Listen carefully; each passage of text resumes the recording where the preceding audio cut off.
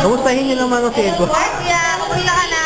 Hindi naman kami dito. Okay ka dyan. Hello, Mano. I'm asking you to party for this afternoon, but before we start the party, I'm inviting all the kids lahat ng seat where your party has a name tag, because we will start natin yung happy birthday song for Roswell. Okay? Okay, kids? May tanong si Ate Rudy, ready na ba kayong kantahan ng happy birthday song si Roswell? Yes or no?